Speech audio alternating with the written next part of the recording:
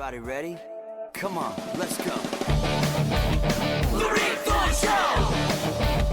Let's go! The Rick Thorne Show! Let's go!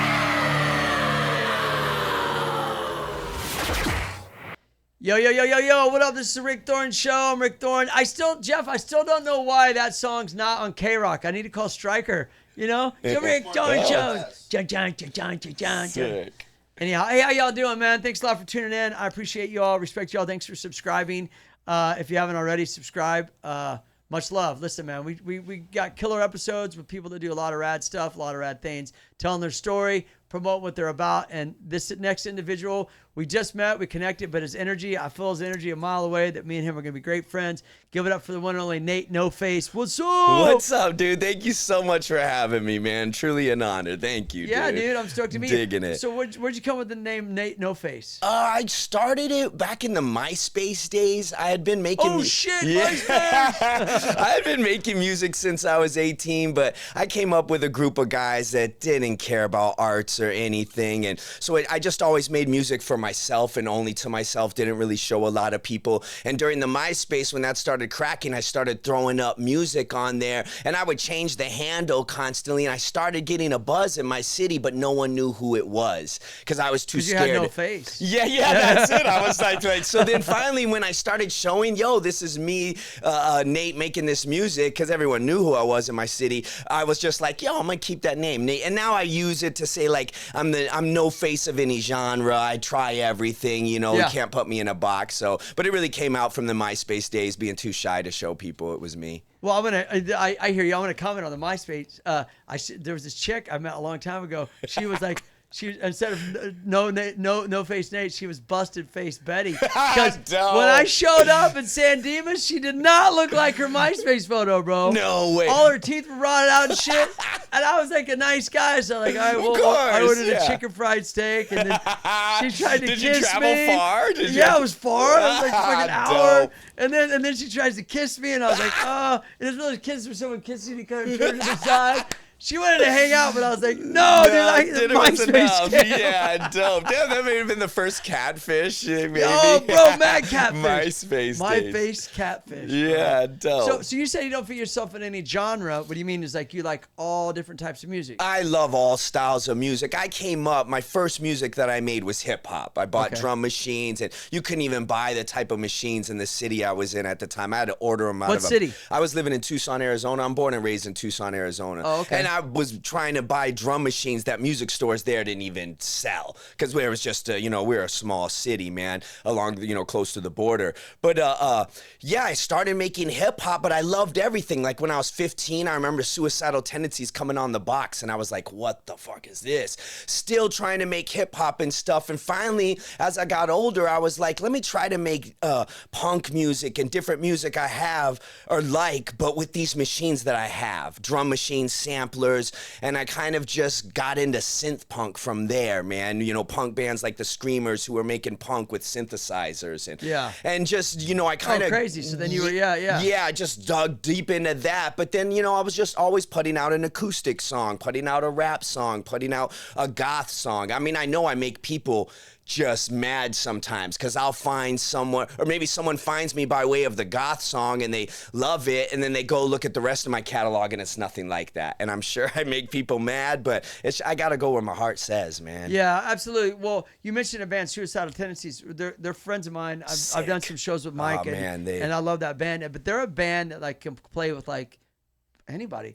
Right. They're like Cypress Hill to me. Cypress Hill can play like, they could play a hip hop gig, they could play a rock gig, they could play a metal gig. They're just kind of that kind of band. No, and then I remember Mike getting into what was it, where it was like all funk. Infectious Grooves. Yeah, man, that was dope. That's but Trujillo. They just did some shows at the Garden App. They got some new stuff coming out. As Infectious Grooves? Yeah. Oh, dope. Yeah. So sick. So so that reminds me when you say that. Yeah, because I feel like hip hop heads would dig them, everything. Yeah. What category do you put this in? Exactly. Do you strive to be something like that, or is it just kind of like a natural thing for you to say, like, I have these interests, I got to express that? I think that's it, is I just want to do everything and then leave my stamp on it. Like I don't want to just take it and then just do it, you know, and sound like the bands that inspired me. I'm like, how can I make this mine? And coming from a hip hop background, I always looked at hip hop music as you collage sounds. You're taking all these different samples and putting, so that's what I try to do, is if I'm going to do a goth sounding sound, then I'm going to make it me. The lyrical content will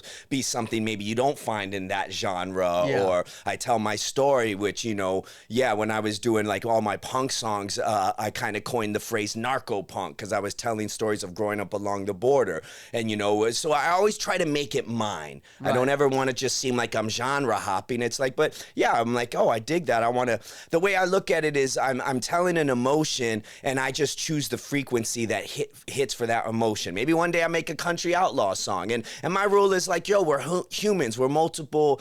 You know, my uncle rode bulls, or when I want to do a sad song, why can't I do this? Or when an angry song, I'll choose Did your uncle punk. ride bulls? Yeah. Oh, wow. Yeah. No, so I come from like cowboy bulls culture. Is gnarly. Yeah, real I bad. thought He always BMX told me was he gnarly. was kind of even more scared of the Broncos, like the horses. Oh, really? And he didn't do that, but yeah. He didn't do it professionally. He just came up on a ranch. You know what I Horses mean? seem like they'd be gnarlier. They buck harder, don't they? They seem quicker, but I mean, who knows? I mean, it sounds like everyone says the bulls are the most Bust your buck. balls on that. Yeah, dude. fuck that, bro.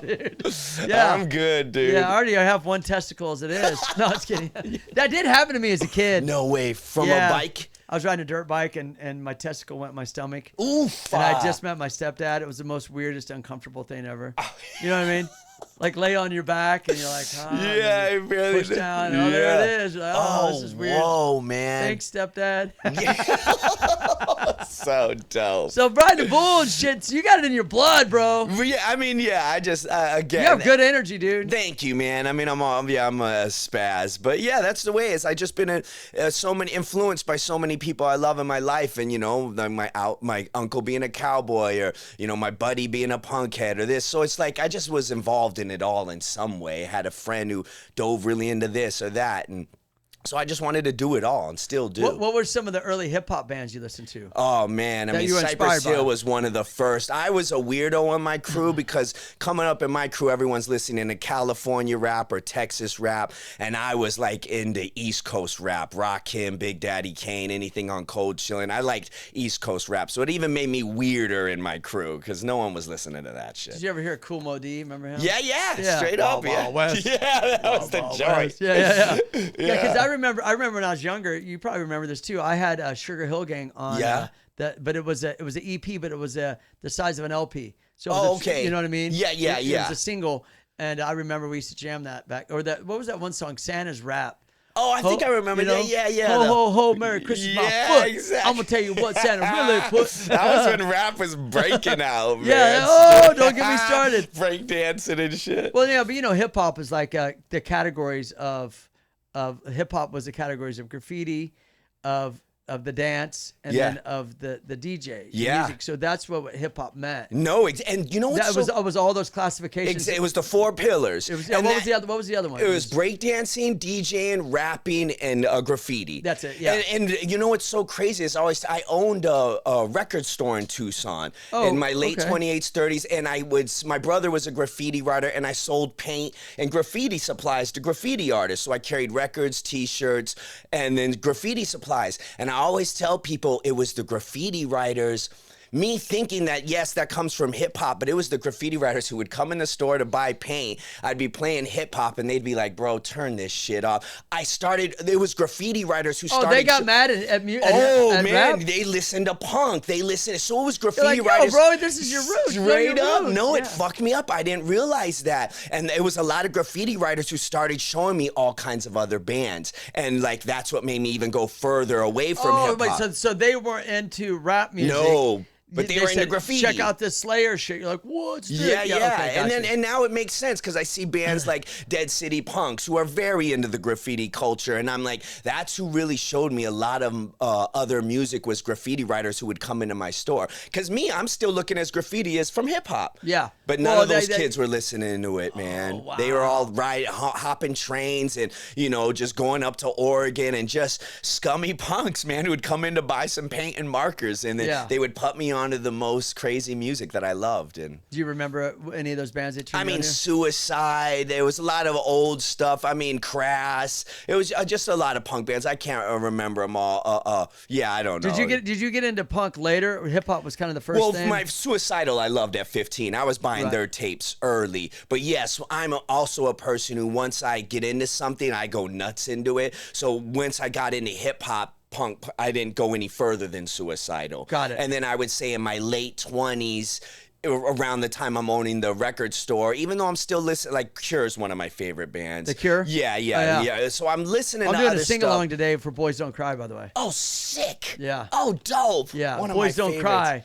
Dude. Harden the fuck up. Dude, the Knuckleheads have a Punks Don't Cry. They cover it and do that. Dude, man. I did a single, and by the way, I met you through. Well, I already knew about you online because of similar people. Like I've seen you be associated with like Esteban. Yeah. Yeah, I'm Good friends with homie, him, yeah. and I would see just you pop up on my feed. But Knucklehead Tom, Yes, my I did brother, a sing along of the Cure, and he commented, "Cure's the best band ever." Now, for you to say that they did a cover of it makes sense. No, they always tell me, yo, Tom loves the Cure, because that's just one of my faves. But yeah, I didn't get into hardcore punk where I was like digging and diving. I wouldn't say until my late 20s, you know what I mean? Got it. Easy, yeah. Yeah. That's why for a while when I started making my bones and creating the scene, I got a lot of shit, you know. And I get it. Even In what being way? In what way you mean? just not being from the scene of the punks, you know what I mean? And that, Yeah. but it was always the bands that loved me. Dead City, Knuckleheads. I mean, I was playing the illegal shows under the bridge, but you know, you're always gonna have some So kids. they say, "Oh, you ain't a punk rocker." Yeah, you don't look like us, you don't dress like us, and you know what I mean? You're stealing our culture, and it's like, I mean, if But I live at home with my parents. yeah, or then anyone else would know Nate. Like even in the hip hop days or whatever, I keep the punk ethos my whole life, Yeah. man. So it's I just remember I these- just didn't wear Liberty Spikes or all that. Yeah, but that could be a costume too. you Yeah, know? for real. I mean, it's like a punk's an attitude. And I feel like I've carried that my whole life. Yeah. Like straight up. Yeah, I absolutely. You get it. My one friend's dad, he was like 80, and he used to shovel his driveway, like because I'm from At Missouri. 80, yeah. And he would shovel, and I'd be like, "Your dad's punk." He, what do you mean? I go, "That's the attitude." I'm Yeah. like, I'm gonna do this shit regardless, whether you like it or not. DIY. Yeah, do so my all the Liberty thing. Spikes and stuff are cool, but that could also be sometimes like, well, what makes you more punk? Because you got Liberty Spikes. Yeah, exactly. You have it in here though. Yeah, homie? exactly, You know and what I mean? that's what a lot of guys schooled me, because I did get some shit for a while. But like I said, I end up earning their love. I still show up to the shows and Yeah, I I rock get it. it. I you get know it. what I Yeah, mean? yeah. Yeah, and in a way, I'm not even mad, because I know 17-year-old Nate would be like that in hip hop. I'd be like, oh, that MC Hammer's whack. Yeah, you you know can't what be I mad, mean? right? Yeah, you gotta just I prove get yourself. it, man. Yeah, Yeah, yeah. straight up. But that's cool though. So then you started, once you got out of, not out of, but then when did you decide like, okay, I want to do all different types of styles of music? Was it just I think I was always dabbling and not showing nobody, but I started a band called Crime Kills, where we took Game Boys and you mod the Game Boys out, where all the sounds that are used to make the game, we used them to make punk songs. And then we had a Casio synthesizer. wait, so you got sounds from the video game? Yeah, it's a style of music which it's called chiptune, and we did not do chiptune. But yeah, they take the Game Boys. Is it like Depeche Mode sounding shit? It was. I mean, we were influenced can't by get them. enough. Yeah, dude, Can't straight get- up, man. But we would do punk, like we've It's covered funny the you Ramones. say that because I would say like I literally was gonna do a sing along. It was either The Cure today or I Just Can't Get Enough, and I was like, Oh, what I would be love my that intro? song, dude. Hey, this is video game music, and now you're saying you fucking got the. No, yeah, So you bro. would sample the fucking. No, you actually write the music. You can write notes, and like for an explosion in a Game Boy, it's like. Shh. You would use that as the snare. You cut the white noise down, and so we program, and then we would do punk, and it just kind of we put it up on MySpace, and that's what kind of MySpace. and that's what kind of Did you log in with AOL? Yeah, straight up, do the noise. But yeah, man, it kind of got fired, and so it was around that time that I started exploring all kinds of weird stuff. But Wow. yeah, just You have a recording to that stuff still? yeah, no, it's still online. I just ran into Blake Anderson. He found that music a long time ago and threw it in the Workaholics. He put 2 of our songs in the Workaholics. That was the first time I ever got the money. TV show? Yeah. Wow. He found it. I don't know how the hell he found it. I was coming back and forth from Arizona doing shows because some DJs in LA found Crime Kills on MySpace and started booking us. And that's how I started to build my base here in LA. Oh, so that's okay. Yeah, So then that how was many years years did you ago. do that? Gosh, man, I'd say we did it for about only 3 years, but it was just a fast 3, or maybe 2008 to 2012, and then we just crashed out. Got it. Yeah. So then, being in the Workaholics, did that help bring some recognition to you as an artist? I think so, but I mean, it was like even after that, I'm still needing to get a day job. And I was the guy who, I'm only living off the art now for 4 years. I was working at Gulfstream, turning wrenches on planes, and I still just made music for love. I'll never stop it, dude. So you're a Interior mechanic. Oh, okay. Yeah, building the insides of planes and remove them, and I did that. Can you give us some more fucking leg room, maybe? You know what I try to Can you tell? talk to these fools? I did work. Well, yeah, I did work on commercial planes, but I try to tell people the pitch between seats is bigger in other countries. No, it's smaller in other countries. America's bigger. So if you think America's tight, it's Go like to Japan. That's just like fucking straight sardines. up, man. Have you seen the seats where they're trying to double them? I have saw that. Man, when somebody's sitting farting Bro, and and shit. just as a worker, Farting I'm and thinking, shit how the do we whole take time? that out of the fucking plane? Like, because I used to have to lug those seats out of planes. This shit was tough. Damn, how many years did you do that? I did that for maybe, total. I did Gulfstream for 7, and then maybe another 7 in Arizona working at a place. So So you went to school for that? or- no, I just got really lucky when I closed my store down. I had family working in that industry, and they're like, "Come on," and they just kind of lied on the paperwork saying he has experience, and I did. Yeah, he man. listens to suicidal tendencies. Yeah, dude, I didn't even know how to put a bit in a drill, man. Like, I was so green and old, too, like 30 or something. I forget when I started. But yeah, but I still worked on my music constantly. So wait, I so love how it. long did you have the store for?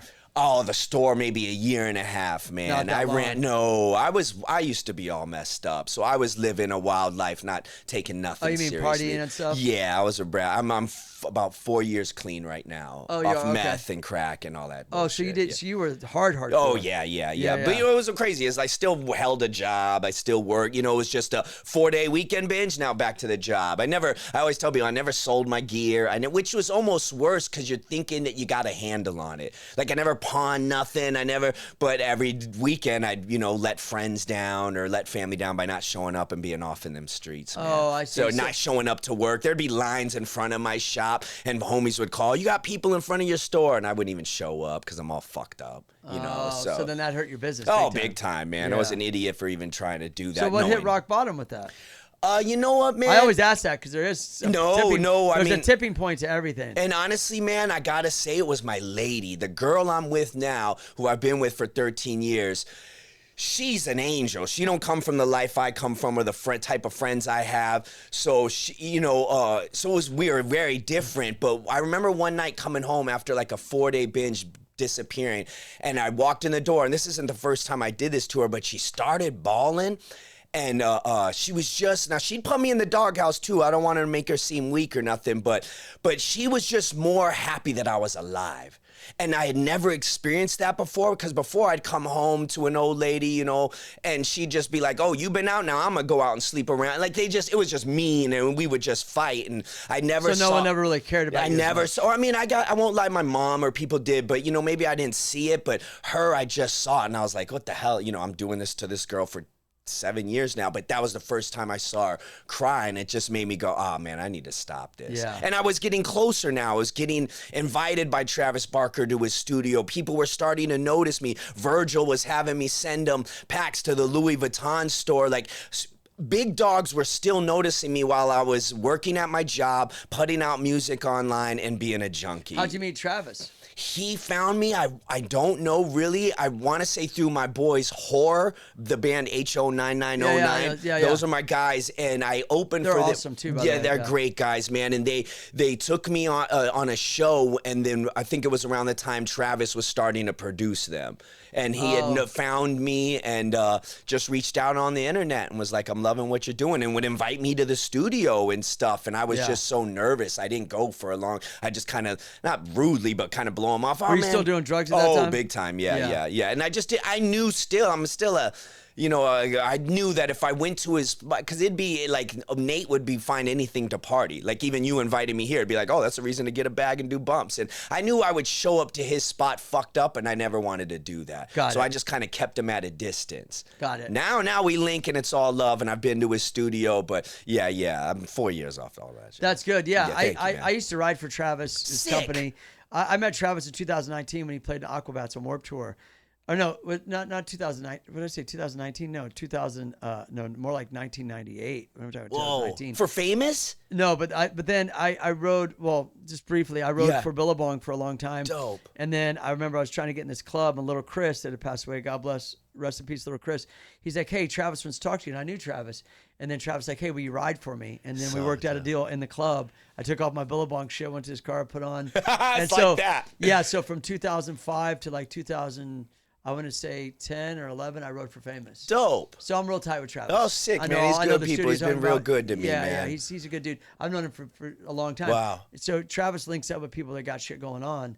So that's got to make you feel like, I got some shit going on. Because, you know, Travis isn't the type of person that's going to mess with someone that don't got shit going on. No, I mean, I'm very honored. Yeah, I just went in Chicago and played his 5K race, and he asked me to do Palm Springs. I couldn't, but he shows me. That's the run Travis runs. Yes, exactly. Yeah. I just did that in Chicago, and I can't say how many people have came to me and been like, yo, Travis showed me your music. And like, you know, he has no investment in me. He's, you know, so it's like he's showing people my music just out of love. So I really dig that. I'm really grateful for that. Yeah, that's cool. Yeah. Yeah. And how did you meet Estevan? Estevan, my girlfriend Also is circle of friends. Bro. yeah, and that's so crazy. My girl is a street photographer. She shoots Lolos and stuff. And so Estevan found her and kind of took her under his wing, and they would go shoot together. And it was just over years of he'd be like, yo, your boyfriend's N8NOFACE. And then we just kind of clicked. And ever since then, he's just shown me a lot. He just hit me up while I was coming over here. So yeah, he's just shown me a lot. Yeah, because I met him through Travis. We did a photo shoot together. Crazy. Years ago. No way. Yeah. I wish I would have said I was coming. I was just like, I'm on my way to do a podcast because he was calling me while I was on the train. I've been trying to get him on this podcast. Oh, too. man. All right, words. Yeah. I'll fucking Scandalous. tell him. Where you at, bro? Yeah, Scandalous. Yeah. Damn, so you do know him. Yeah. Oh, yeah, I know him. Yeah, I've been around sick. for a while. So that's cool. So then once you were linked with Travis, when you link with them, is there any projects you guys are going to do? We did a song. I was so scared. He was just like, bro, come to the studio and hang out and meet. And I'm like, cool. And I just pulled up, me and my girl, to meet him for the first time. And right then he's like, you want to do something? We got a couple hours. And we cut a song real quick. You can even hear it in my voice how scared I am. I'm real shy, like, especially around artists. You know, I've done it so long by myself in a closet. So sometimes it's really hard for me. But yeah, we cut a song, and he had been in talks of like maybe doing something with his label, but it just still hasn't found its moment yet. Yeah. And I think the universe, I always trust the universe, man. Let me ask you this, because you say nervous. Do you find yourself being more nervous now or before when you were messed up? Probably definitely a little more back then because my nervous system was all twacked out, but I'm always so shy because I'm always still like, I've gotten a lot of love by just not the best. You know, my music isn't even like chords or something. It's, you know, it's like real, it's grimy, raw, out of the closet, never been to a studio. So sometimes it's different. Thank you. It means a lot, but Everybody sometimes follows a pattern. I get it, man. You know what I'm saying? Yeah. It happened with punk rock. It happened with hip hop. It happened with the Beach Boys. It happened with Sick. Elvis Presley days. It happened with metal. Do you know what I mean? Yeah, It happened I with know. grunge. It's like people are like, where do I gotta live? What I gotta look like? What I gotta sound like? Because they want to live that lifestyle. Right. But to be like really creative and create something different, you could still do if you have it in you, and I think that you do. I think Thank that you. have, Thank like, you. It different- means a lot. Yeah, different. Like you could put yourself and be known as that rather than blending in with the rest. Yeah, I mean, Sometimes that's a little thank you. harder road, Yes. but it's more fulfilling. Yeah, and I dig that, man. Exactly. So, yeah, I think I'm just nervous because, I mean, yeah, sometimes I feel like, oh, shit, man, I just do this for love. And these are all these professional big artists. And recently, a buddy who's producing my next album, he told me he was that way when he first met Bowie. And he's like, you know, you just you're in the room with these people. Stop thinking you don't belong there, you know, and Yeah. own it. And Yeah. it's just taking me a minute to get there. Oh, I when he guess. met David Bowie? Yeah, my boy, my man Dave Sitek, Sitek from TV on the Radio, he's producing my next album. And so even around him, I'm so nervous. He started TV on the Radio, one of my favorite bands, and he was just telling me stories. I think he could tell how nervous I am in the studio, and he was just like, yo, if we got you here, feel like you belong here. Because like you said, we're not fucking with no one who Well, people are doesn't. going to be more confident in you too. Yeah. They're going to be like, okay. Oh, they're gonna, good point, They're bro. going to take you more serious. They won't be like, oh, this is just some, not to say you are. No, but I just know where you're some, like, going. oh, this is some skittish fan that's fanboying out. I can't focus on his shit. can't rely on that. Dude, This I guy need to can take rely that. on it. Yes. Yeah, you know what I mean? No, for real, because I think that. And ground it. And Yeah. so even if you are like excited to be there, contain it, because then it shows, I think personally, it'll show more confidence in who you are as an artist. And then they're going to be like, let's go. Yeah, I Rather dig than that, like, man. this guy's all like, he's just happy to be here. He's not serious. You know what I mean? No, for real, You know? man. Because then maybe I don't know. No, Just- I yeah. think so. Because I think sometimes that maybe cats will be like, oh, he's not solid in his vision. He's a little too nervous or something, and we'll wait till he gets where he. Because I mean, even me, I'd rather mess with a person who's really like, this is it, man. And Yeah, I because got you don't my want to waste shit. time. You wanna Yeah, be like, yeah, exactly. Not saying that that's what you're doing. No, but I teeter on. I admit that. Yeah, Yeah, so that's yeah. good advice. Thank you. For Yeah, real. yeah, because you could get, being confident, like, is took me a while too, with life and things in life that you do. But like, once you, not to say that you're not, but like, yeah, you're probably stoked to be like, oh my God, this is who I'm working with. Oh, man, I would have never thought. But then you become part of that. No, I try to tell people. You have to accept that you're part of that. Exactly. I mean, again, Those people wouldn't be talking to you if you didn't have. No, right, man. I mean, I'm 50 years old. I've only been living. Damn, you're fucking old. But no, I've only Hey, I'm been 55. Sick, bro. See, I love it, man. I'm a kid inside, dude. I'm a creator, a dreamer. But yeah, at the same time, I've been turning wrenches and just hanging out in the streets till I was like 4. You know what I mean? So Does it feel like to you that like it's like you can't believe that it's happening? Yeah, because it's like I see some cats, the ones I'm hanging around with, they made it in their 20s. So now that I'm hanging out with Travis and people, they're like been doing this forever. Nothing's new to them. I've been 40 years of a crazy life. Yeah, but they're trying to reinvent themselves too. Yeah, To no. stay in the mix. Sick, dope. We all are. Word, exactly. Everybody is. No, right? I mean, that's as an the artist, game. Yeah, exactly. Yeah. So I think it's just 40 years of watching everyone from the outside, and now they let me in, and I'm like, whoa. Well, everybody's story, exactly, but everybody's story's different.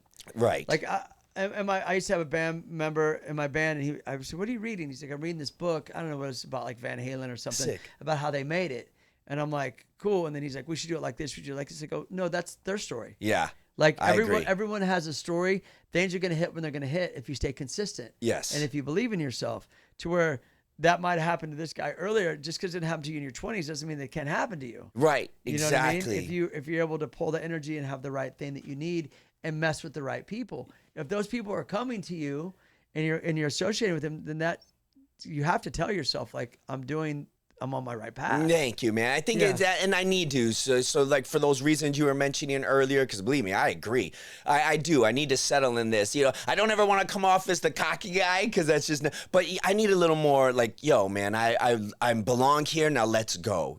Everything you've been doing is preparing you for this. So. Yeah. And I think that because I get stoked about stuff too. Yeah. But then you got to be like, all right, well, Let's work. Yeah, because when I was in a movie with Tom Cruise and Brad Pitt, I was like, yo, this is just fucking Brad Pitt. Oh, there's De Niro. Hey, blow me, De Niro. Yeah, dude, that's so tight, dude. That's so good. I love that. So I need to take that. I'm gonna put that story. Yeah, you in know what I here, mean? That's yeah. when you're cocky. It's like, hey, fuck you, Pacino. You want to see Scarface? Huh? So Fuck tight. out of here, top of the world.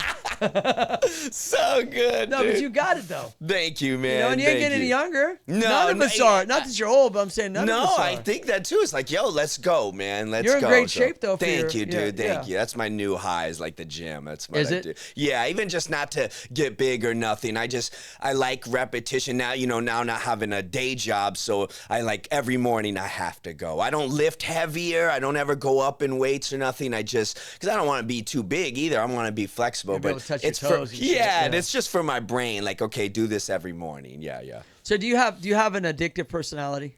Probably, yeah. I'm sure. I mean, I was an addict for sure. So then it was the music, and then the working out, and then the things like Yeah. So stay addicted to because you could having an addictive personality doesn't mean you're bad. Right. It just means that you have to learn to like direct it in the way that like you go where it benefits you, Yes. not where it doesn't benefit Exactly. you. No, exactly. And so, do you feel like with music? Do you feel like you have that in a sense to where you want to be able to do all different? Do you? Let me ask you this: do you think doing all different types of music helps you or hurts you? hurts. I experience it constantly. Like I said earlier, I know I just dropped a album that's very post-punky, the vibe of Cure on Stone's Throw, and it's got a lot of buzz, but I already know there's fans of mine who like or that I've now earned through that album, and they, like I said, they go to my next project and it's me screaming to some crazy electronics, and even for my booker for a while it was very hard, like how do I place him, you know what I mean? Do I place him with a punk band? Do I place him in hip hop? Do I place him, how do we book his shows, and so it does hurt, but again, I'm just someone who's like, I gotta do what my heart says. Yeah. I can't manufacture excitement. I go with what I'm excited about. Yeah, But I mean, the crossovers nowadays are so. I mean, you know, when people go to like a metal show, this is what they're expecting, or if they go to like a hip hop show, this is what they're expecting, because that's what the sound they want to hear. There was a band back in the day called Urban Dance Squad. Okay. I don't know if you know these guys or not. They had a song called Deeper Shade of Soul. His voice sounded, or I should say this, Zach De La Rocha's voice sounded a lot like his. No way. Yeah, and so what they did is they were a band, in my opinion, that had a lot of different styles, and all their shit was good. It's just it never hit because of those reasons. Oh, yeah. Nowadays, I think music is much more opened up to like crossover. Oh, big time. So I think that you could still build fans with different stuff if you have a scream song or not. Because look, there's some bands I like where I only like one of their songs anyway. Same. You know? And no, and that's same big to me. Sometimes I'll even in a conversation, I'll be like, I love this band so much. And then I realize, man, I just love the one album. Yeah. But that one album means so much to me. But yeah, no, I mean, I come from, again, a city under 1 million, Tucson. And then my age bracket, it's like rap was over here, rock was over here. Even though when it started, like New York punk and, Fab Five Freddy and Debbie Harry, they were all in the same places. But CBGBs, basically. Exactly. But coming from where I come from, it was very separated. I don't feel that's the kids today. They listen to it all. They love it all. Even at my shows, you'll see homies with LA hats and then some kid painting his nails wearing fairy wings. I love it because as much division as we have in this world today, I'd love to be a unifier of some sort. Like, let's just get on the same page just for this show. But it hurts in only the business aspects. I do feel that, yeah, there are people now, and we're living in the playlist culture where even kids listen to 50 different genres in their playlist. They do, You know yeah. what I mean? Look, and we talked about bands where you like one song. I mean, I like Tommy Two Tone's one song, 8675309.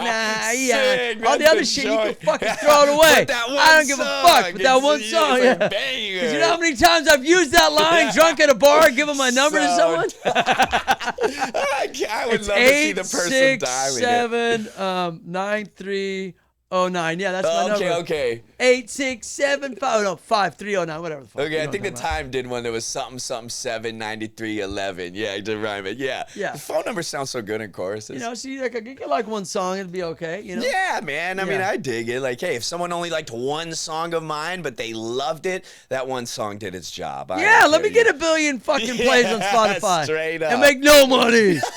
What's your take on that? I mean, I don't know. I mean, it sucks. I hate it, but it's like a double-edged sword because Spotify and the internet gave people like me a place. You know what I mean? So it's like I'm not mad at it, but then it's like everything. To me, it's almost like I don't know, splitting the atom. We could use it to give free energy to the world, or we could use it to make a bomb. It's like it has its plus and negatives, man.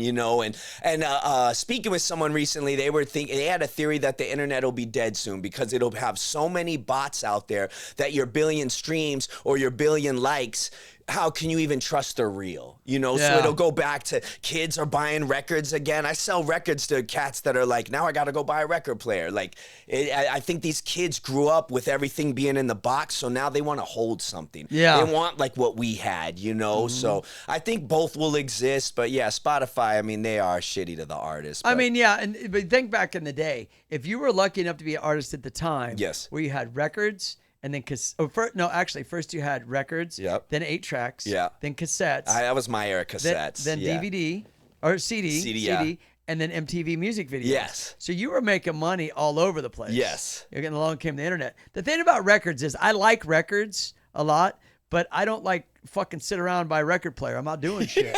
Do you know what I mean? No, you have to be put it on and sit there. Hey, it's 1920. Exactly. I ain't gonna do it. I ain't gonna do it. It's a vibe. Unless it's I'm a mopping moment. the floor or something, but that takes 5 minutes. It's like, fucking scratch the Exactly. But I like records. I think they sound amazing. They probably sound better than CDs. Yes, that's less what they say. digitized and all that. It's in a groove. I love it. I get it. It's a collector thing. Yeah. I get it, but I never play them. No, I mean, me too. We have I don't crates have time of for that records, shit. and I'm never putting on a record. If I listen to some, we're putting on the internet or Yeah. putting on YouTube. Or Yeah, you're or right, my phone, man. like, hey, you know, yeah, yeah. It is rare that I pull out a record and listen. But to I it. like them. Yeah, I like them. The whole, the art and the piece of art, the tangible. We should start doing a record listening party. Sick, Oh! dude. I think Yeah. selling one record gives you a month of streams. So if people sold, one record, but Yeah, records got expensive to make too, yes. which is weird to me. Like, why? Yeah, exactly. They've been around forever. Like all of a Well, now sudden now they see- cost a lot yeah, because they see exactly. the value. Yeah. Well, we're kind of back ordered. Yeah, and it's man. gonna be like $8,000. Yeah. Fuck out of here. Yeah, no, they were a few years ago they were outselling CDs. Way Now, easier to go CD baby. Doom. Yeah, Shit's on man. Spotify. Or now bitch. I'm seeing DJs sell just flash drives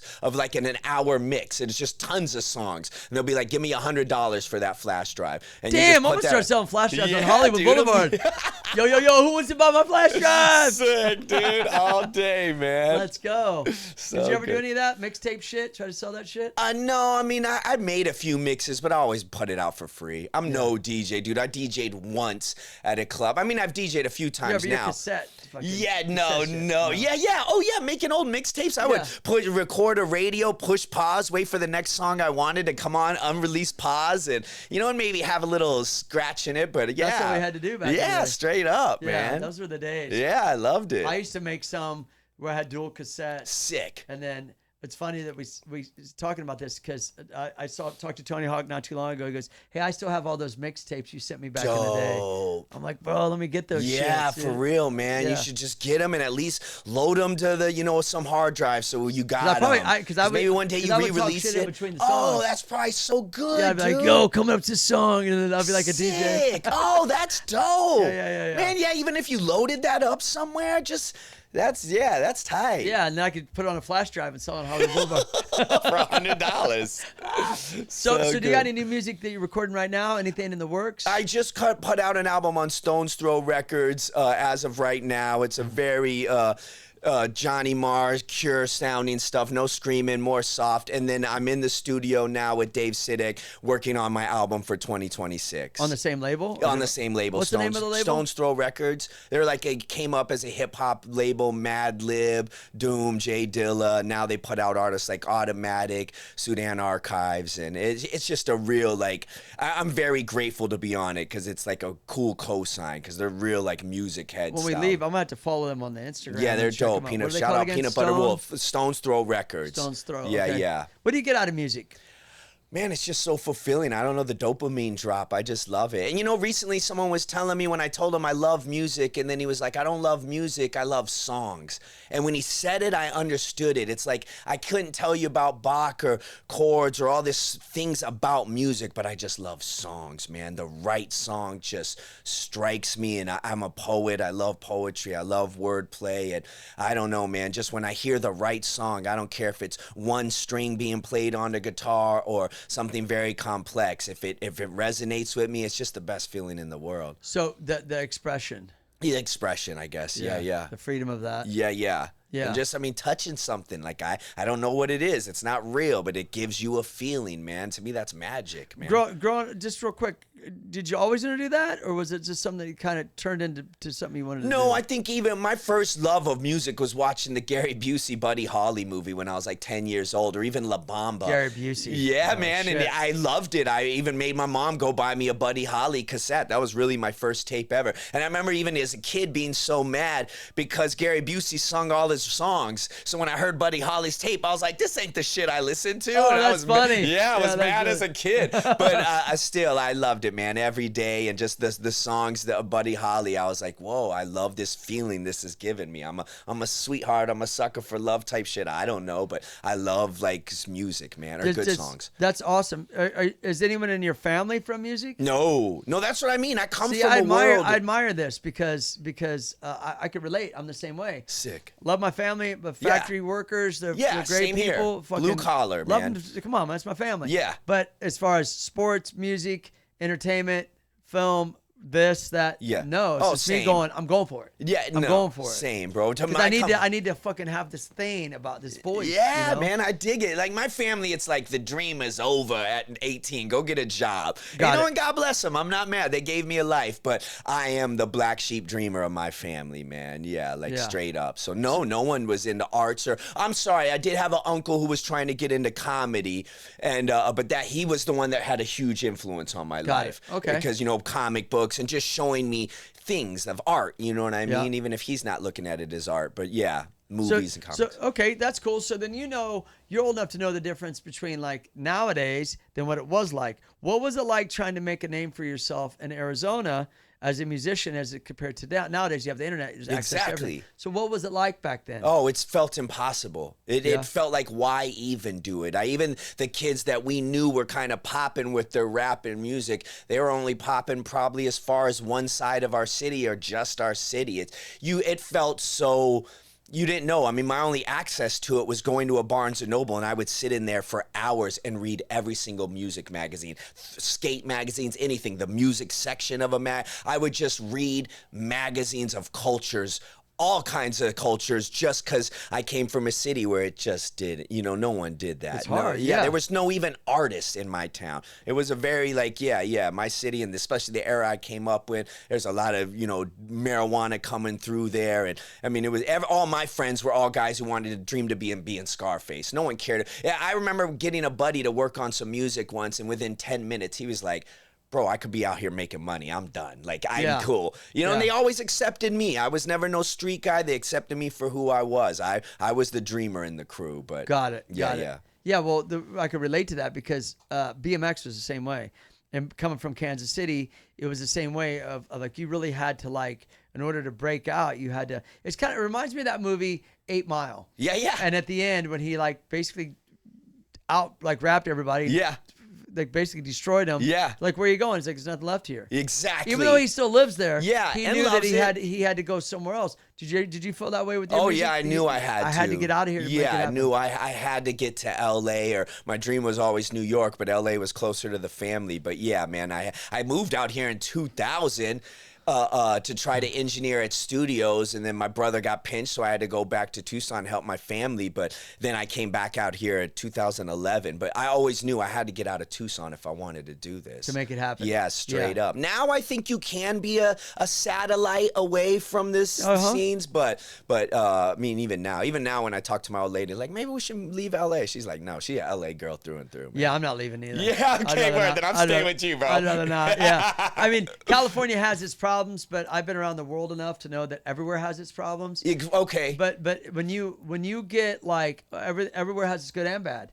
We just see the now with our media, right? Yes. Like when people get older, like I like your energy because you've gotten older, but you still got a youthful spirit. Yes. You're still dreaming. You got your mind on like something that's going to fulfill your soul. A lot of people when they get older, they fall into the politics or the grumpiness or this or that, and they go down that road. And I can't hang out with those fools. Bro, I don't know how many of my can't hang friends. out I'm like, with what them. happened to the kid in you, dude? Yeah, I can't like I can't. And then I'm aware of what's going on. Yeah, of course. Like I'm not dumb. No, but I'm like not oblivious to it. Like you think you're gonna move somewhere to get away from these problems here, and wherever you move is gonna have no problem. Yeah, exactly. It's No, just I dig unrealistic. that. Like, Yeah. California is worth fighting for to me Dope. because I love California. I love the vibe. I love the way it makes me feel when I walk out of this building into that environment. Bro, I'm the exact You know what coming I'm from saying? a small town. Don't think I'm any better. No. This is for me. No. That could be over there for you, but it doesn't mean that like I want to leave because of these politics. No, no. And Texas to be better. No, No like offense they to all Texas. did. No. No offense to Texas, but like. And my only reason Why for would it me be and my better? girl for suggesting leave would have been cost. Definitely not No. Yeah, the taxes cost of suck. living. Yeah. But I agree But with let's you. just make more money. You know how much They money's out hustle here? harder. You know Exactly. how much money is and there's out more here? opportunity to make money here. You're Yes, right. Exactly. yes. No, I even think back when you walk in my city just to the corner store,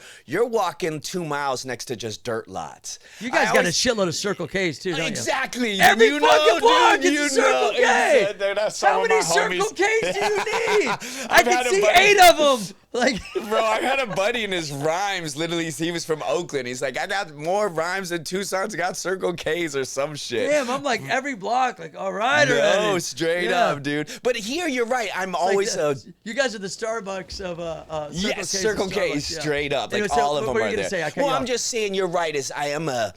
I don't know. I'm very sensitive to energy and free. Like when I'm here compared to when I'm back home, I like feeling the energy of everyone. Anytime I go to any city, I went to Paris, I barely got my passport, and I toured with Limp Bizkit over in Europe.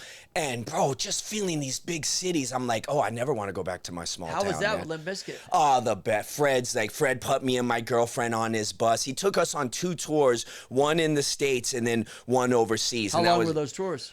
God, I want to say the one in the States was 26 shows. That one we drove ourselves. So were you an opening act for Limp Bizkit? Yes, yeah. Well, not the opening act, but I was one of the acts. Got it. Went, the U.S. one went Corey Feldman, me, I forget who else, and then Riff Raff Bones, and then Oh, Limp you went on the Bizkit. Loserville tour. Yeah, I was yeah, on yeah. both. I was on Loserville US and Loserville UK. I know all those guys real well from Warped Tour. Sick. I know Sam real well. I know. Oh them all. yeah, they were so the whole again. Me thinking I'm the smallest guy on this tour. How was that tour? Everyone was so cool, was and it was Corey? so How good. was Corey? Corey was the man. Corey's a nut. God bless you, Corey. I love you, but you are yeah. Oh, I can say some shit. I can say whatever the fuck I want. No. Corey's wild, bro. Yeah. He was still super kind and cool to me, but he's there's just nice. some moments where you're like, "Oh, Corey, you're fucking wild, bro." I met him a couple times. I used to date this girl. She's like, "Oh, I'm over at Corey's house." She's like, "Who?" So I went over to his house and met him one time. Dope. He seemed like a nice guy. Yeah. He's doing his thing. No, you know? people think his music is some Kaufman. He was a shit, little like, confused on me when he first saw me. He's like, "Why is this guy here?" I was like, "I'm Rick I Thorne. can see him I'm being Rick like Thorne, that. bitch." Motherfucker, yeah. Want me to moonwalk, motherfucker? Motherfucker, I So, kicked my fucking yeah, leg 'cause up that's what too, he- motherfucker. That's right. He does his Jackson dance. Yeah, because then Michael tell him, "You're the next thing." And he's like, Yeah, what's no his way. head? Is that Like, where that came from? Maybe then. I Yeah. think so, Yeah. yeah. Okay. Yeah. Yeah. Wow. No, it was a great tour, man. But yeah, I do love big cities. I can't go back. Limp to a small Bizkit's city. dope. dude. Like They're still killing. You know, Fred's smart because he reinvented himself with the whole like dad look, Yes. and the Loserville thing, and flipping the script, and Yes, the psychology, exactly. and he's smart. He's a super smart. No, dude. and he knew hardcore is cracking right now. Let him come, and I won't front, man. Like I wasn't like the crazy Limp Bizkit fan. If Nookie or the joint with Premier, like any song that I came across my radar, I was like, oh, this is dope. But I never dug, Yeah. deep into them. But I could appreciate it. I was never a hater. But seeing them live, and I tell people, bro, they're sound check. I remember even telling Fred, why don't you do your sound check? And he's like, people just want to hear the hits. They cover this NXS song, but make it a ballad, bro. I wanted to cry. Like when they're just doing their sound check, they're doing all kinds of crazy stuff they don't do in the show. Got and it. it's amazing. Dope. You hear how talented they are. You're like, Yeah. holy shit. And the hits are the hits, but yeah, man, watching them live, I was blown the fuck away. I was Yeah, like, they're oh, cool. they are amazing live. I did man. Warped Tour with them back in the Oh, early days. sick. And then we went overseas, like when they were first coming out. The thing about Warped, I did 15 years of Warped Tour. Crazy, Yeah. dude. So, and I played on two From of the them. beginning? 96 was my. There was the first year was 95. I did 96. Oh, okay, That was my first year. shit, yeah. But my band played on two of them, and then I rode every year on all of them. But my point is Warped Tour became the tour that everybody did before they broke off to be a big artist. I see. In other words, like Limp Bizkit, boom. Good Charlotte, boom. Katy Perry did it one year. No boom. shit. Yeah, like Gym Class Heroes, boom. Like on down the line, all Under Oath, boom. All of them, all these bands. That would be the tour. No and they got to the point shit. where labels would be like, we want them to be on this tour. If you're on that, yeah. Because that was the where to be for the fan base. Right, okay. You know? Yeah. And to get now Warped Tour's back, I saw, it's not yeah. really like Warped Tour. It's cool, but it's just like a weekend festival like, Punk in the Park or Punk Rock Bowling or kind which of is- one of those. They're yeah. all great. Yeah. But it's not like what Warped Tour was. Right. Was like day to day, do the show, get in the bus, wake up, you're at the next venue. That's so Wake up, be at the next dope. venue, and It's like like a moving festival, man. yeah, but you did it. But you experienced that though with Limp Bizkit Yeah, that was the biggest thing I've ever done. because you're in and yeah. different cities. You're doing And your it thing. really was like because I'm just again coming from a working man's attitude, like seeing the crowd or the guys after break the whole they moved the same sound system and everything to every city. So it was like a traveling circus. You Yeah. weren't dealing with new sound people or new Mm-hmm. sound shit. Like it was the same people everywhere. So it was like a travel. It was maybe like that. Yeah, exactly. Yeah, it was, and I think like those type of tours are hard to come by because now everything's like, I mean, I'd love to play these big festivals. Yeah, just yeah. To be real with you. Yeah, yeah. Anyway, but I think now it's just a big festival thing, and they were kind of like, oh, we have the goth festival, we have Yeah. the When We Were Young festival. Yeah, yeah. But the thing, your type of music is you could fit on any of those. Right, and I'm very.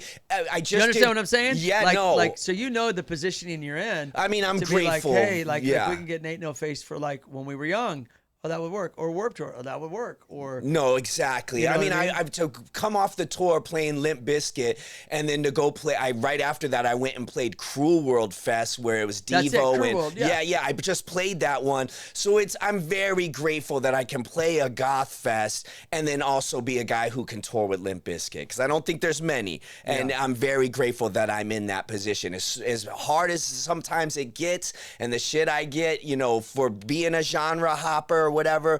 I'm grateful that it's worked out in my favor, Yeah, that's awesome. Let me ask you this: the differences between singing, because I started the sing along series to challenge my vocals to become a So better dope, vocalist, man. self-training myself, because I could sing punk rock, Black Flag, Minor Threat all day. To me, Yeah. that's easy. It's Yeah. easy. But when you start singing trying to sing like other people, Yes. like The Cure and stuff like that, your vocals change. Oh, your man. muscles change. You're able to project. Let me ask you this: what do you like singing most?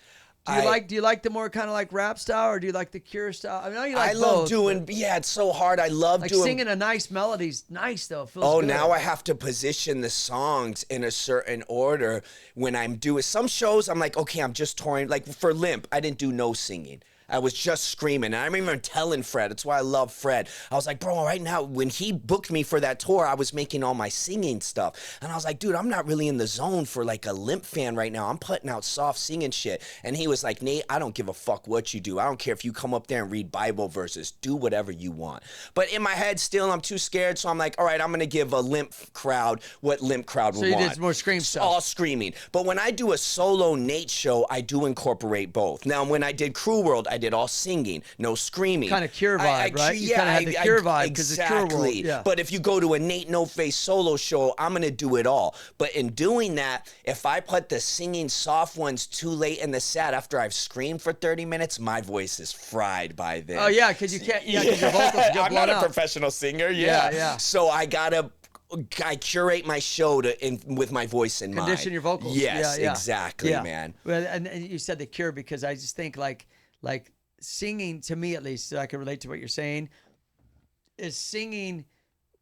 is just learning how to do it. Yeah. Naturally, some people are going to sing higher, like Michael Yes. Jackson or something. It's like, wow, okay, you're like a fucking freak of nature. Yeah, right? your range is insane. But not yeah. everybody, the majority of people are not like that. No. So some songs I thought I couldn't sing like I can. Yeah. Did you ever get like that? No, because and then I'm learning more about it that I find, okay, You even find if, it in your body, like, where's it at? exactly. Yeah. You sing it from here where you don't even feel your throat really being used. No, you don't use your No, throat. You use your no, diaphragm, you come from exactly. here. That's where you're going to blow it out from Exactly. screaming. Even screaming, you come from here. Exactly. No, Yeah. and it took me my first tour ever. I was screaming. I even started hitting up some of my hardcore buddies, like, bro, how do you do this for 20 shows? And some of my buddies would be like, bro, it's like a muscle. Just stay at it. Other people, lemon drops, honey, all this crazy shit. I'm like, I don't know. Same with talking, though. And I lose my voice talking a lot because No. I talk real crazy. Yeah, but talk from your diaphragm. Yeah, okay. I learned how to speak from my diaphragm. That's why my voice changed. And it became more kind of like deeper, See, I think but I'm more all kind of fucking direct. throat, yeah. And when you're around people all day talking from your throat, then from here, then it's going to be. So what I learned for me was I learned how to talk more from my diaphragm. Oh, man. And that way I protected my vocals. Yeah. I need to fucking get into more YouTubes and Because like here I am, I'm talking from my throat, like, oh, I'm all hype. But if I'm talking from here, you hear the Yeah, difference? I'm able to be sick. like, yo, Yeah, I'm still yeah. got the same enthusiasm, but I'm protecting it. Yeah, I need to get on that, and man. this was just, I'm not saying I'm right or wrong, this worked for me, but that's where I learned how to, like, with the sing-along series, I was able to figure it out and figure out where I'm at in my body and pay attention to it. Exactly. And just find the range. Because the reaction's like, ah! You know what I mean? That's me, and that's dude. only gonna get you. Me too. But then it's like, okay, I'm gonna burn out quick. I gotta figure this out. Yeah, So. no, it is. I'm learning where to do it and singing and how to sing it. Because it's easy when I'm in a studio. I don't use no auto-tune or shit like that, but I do have reverb, and I do when it's live, you know, and I don't got no great sound engineers yet, so I'm just doing it me. So I'm learning of how to sing better, where to put the singing songs in my set, and yeah, just be more mindful. I got a little of mild that. delay when I on my because Me too. I have a box. I do a little reverb. Yeah, same. Just because. And sometimes it depends on the venue. If I'm in a venue where I'm like, fuck, all they got is JBL speakers on a tripod, this is going to be a rough one. So you could double your vocals so they sound twice as loud. So it's not like an auto tune. It's no, just it's doubling. like a chorus. It's the So it makes it bigger because I won't be able to hear myself through these fucking things because I don't have in-ears in. And it's gonna blow my vocals, or not even that. I want to hear myself. Me too. So then I had to put one ear, and I don't want to do a set. Do you like in-ears? I do, but I don't want to be pushing my ear the whole time while I'm singing. No. But sometimes I have to. Or I'm not going to hear myself. Yeah. Because the sound, like I did a show in the Valley, and it was like that. It was cool, but I already knew going into it, like, all right, I'm gonna be fucking. But do I like in-ears? Yes, I do. Okay. And what I like about in-ears is I just want my vocals in it. Oh, okay, no shit. I don't need any guitar or anything because I could hear those dudes right next to me. Yeah, that's why, man. I could hear the drums. The drums is blazing behind me. Like I don't. You don't need the music. No, exactly. No, and even if you do one in ear, but I like both. Yeah. When they have a system that you could hook it up. Because you know right where you're at. Sick. You know, it's like when you're talking I bought them and haven't used them right yet. Now, when you cover your ear, you can hear yourself. Right. Okay. Here. Yeah. You're right. Or you All of a just sudden. focus. Yeah. I could hear my voice way more. Yes. Than like this. Yeah. You're right. So that way I'm able to like not that I would blow up my voice, but I have a lot of screaming, a lot of aggression in my music too. Yeah. So if you don't condition it, it will blow out. Yeah, no, I barely got it. They told me I needed them for the first Limp tour, and I was like, I never used them once, man. You should use them. Okay, a lot of people, I get missed. But don't think you could do whatever. You could just try it at least. Yeah, I should. But don't think that it's cheating. No. If it's like it's like a way for you to. It's protecting your voice. I think I'm gonna do what you say is one in, because I'm also a person. I like to hear the room and the vibe. Yeah, me too. And some guys say when you put it in, you don't hear shit now. It sounds like that's scary. Or I've heard guys say that you can mic the crowd and then send that. You can still hear the crowd. Oh, okay. It's just it sounds like if you were to put like earplugs in and go swimming. Okay, yeah, just muffled and you shit. hear more of yourself. Yeah, all right. Because you're not hearing the outside. I didn't give it a try. When you talk, you're hearing you. Yeah. And then, but a lot of times, honestly, like it depends. If the monitor's good, like and that's what I do. I don't do the in-ears all the time at all. No, me neither. No, man. because sometimes it's like you got to hook it up and this. I get all of that. Yeah. But sometimes we don't. We just got a line check real quick and let's. Yeah, there's no time. So I tell the dude the monitor in the front. I don't need any music, just my vocals in this monitor. Sick. And crank it as loud as it can go. And then you just stand in front, you can hear yourself. Yeah, all right. That's what I just give me 2 monitors in front. I'm good, man. But I don't need any. Do you have guitar and drum? I put my music in there too. I put the whole mix in there. Okay. But I'm different. I'm not with a band. Got it. So, got you know, So you need to do that. Yes, because otherwise the music's only going that way and then you can't hear for me, shit. it's like I don't need the guitar through my monitor, he's right but his there. fucking amp Cabinet, right here next to me. Like, fuck this guy. overkill. I had enough of this motherfucker. So dope, man. So good. That's cool, dude. We should do a song sometime. I hate fucking saying down. that shit though, not doing it. No. How many fucking times you hear that? Bro, oh, man. Hey, come on the studio. Let's go. Oh, say it, pull up, Bill. He played me a song earlier that's about to come out. It is a banger, bro. Who's that? You. Oh, I'm just telling you, you're the fucking Ride or Die? Yeah, dude, yeah. that is gonna be a street anthem, dude. Let's so go. I'm down. Anything you ever hear me on, hit me up. I'll pull up, bro. Okay, cool. I'd be honored. Awesome, because I'm gonna be writing some new stuff. Sick. Yeah, so listen, before we get out of here, you talked about some shows or a tour you got coming up. Yes, right? I'm about to go on the road with Slay Squad in October, just a little West Coast run, but then I got my big show in LA, Devil's Night, October 30th. At the El Rey Theater. The day before Halloween. Yes, and that was the I'm gonna theme come of to it. that show. Bro, let me know. I got you. Like, Yeah. It's all like, the Crow inspired. We're trying to do a Halloween theme. Is it dress up? People are welcome to. I don't ever want to make that mandatory. Shit, but I'm already dressed up. I was thinking of maybe a N8NOFACE lookalike contest. Do it. Hey, So- do it, man. Yeah, Hell yeah, So have you ever played El Rey before? No, I have not. It's a nice theater. Dope, man. I'm really excited. It's excited. legend. It's one of the places that are left up there. Sick. Okay. Yeah. No, Yeah. I'm really excited about this one. They're Yeah. showing a lot of love. So it's Golden Voice. Like they're really helping me out. So. Oh, sick. So Yeah. yeah, good. Yeah. So who's playing with you? I got Vows, the band VOWWS, and then Proto Cultura, which is the coolest band. You can't find their music on Spotify. They don't even really play anymore, and I got them for my show. I'm literally paying them out of my own pocket because I just want them to play. So man. this is your headlining show. Yes, I'll be headlining. Are you signed with Golden Voice? No, I mean we just did. I sold out the Roxy, and it made them like dig me. So they're like, let's try to do something in 25. When did you play the Roxy? With the Knuckleheads. Me and the Knuckleheads did it When was that? December of this year. Last December. Oh, whatever. sick. Yeah. Yeah. Or maybe it 'cause was Golden 24. Voice books the Roxy. Yeah, exactly. Yeah, That's yeah. what I found out. So then they saw what we did there, and they're like, let's do one at the El Rey. Oh, sick. So yeah, they showed Sick. me a lot of love. Yeah. Yeah, man. Well, I'll come check you out for sure. Well, Let me listen, know. before you get out of here, if you could let this camera know where kids can follow you and get your music and stuff. What's that'd be up? great. This is N8NOFACE. You can find me at N8NOFACE on the social medias. That's N8NOFACE, and I'm on Spotify, and that's it. Thank you so much, Rick, for having me. It was truly a blast. Yeah, and once again, before we get out of here, your tour is when? October. It kicks off October 17th, and then the El Rey Theater October 30th in So Los those Angeles. kinda go back to back for you, Yes, right? exactly. Got It it. leads up to that. And that's all West Coast tour. All West Coast, yeah. Okay, cool, All cool. my links are in the bio of everywhere, yeah. Sick, dude. Thanks for Thank rolling through. you so Hey, much, man, good dude. energy, bro. I'm So glad, the I'm glad I got a best. chance to meet you and interview you. I'm stoked. Sick. Listen, man, check out N8NOFACE. Follow him. Go see him if he's in town. I'll be at the El Rey Theater Yes. October 30th. Everyone else out there, subscribe, tell your friends. Thanks a lot for watching, and stay rad. Everybody ready? Come on, let's go.